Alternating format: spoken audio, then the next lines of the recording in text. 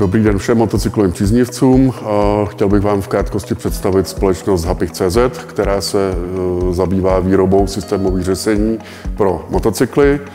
Aktuálním výrobkem je systém batoženových kufrů KA1, který se váže přímo na vlajkovou loď firmy BMW v oblasti cestovních endur, konkrétně BMW R1300 GS. Rád bych vám představil výrobu našich systémů pro zákazníka BMW a dovolím si krátce představit používanou technologii v rámci našich firemních standardů. Firemní standardy u těchto produktů je zejména bezpečnost, kvalita a systémová řešení. Systémová řešení ve smyslu strojního vybavení je to nejdůležitější, co vůbec v rámci segmentu používáme. Z tohoto důvodu jsme byli požádáni BMW, abychom našli systémové řešení takové, které je schopno detailně monitorovat veškeré parametry výroby.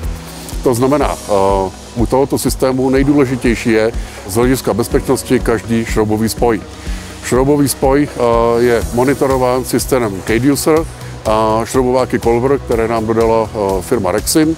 A tato podskupina našeho výrobního systému je schopná monitorovat jak úhel otočení šroubu, tak utahovací moment. Tím je deklarováno, že každý šroubový spoj bude jeden jako druhý opakovatelný. Z tohoto důvodu jsme tento systém a šroubováky Colver zaintegrovali do našeho firemního systému P-Digital, což je online návodka vedoucí každého dělníka při montážní operaci.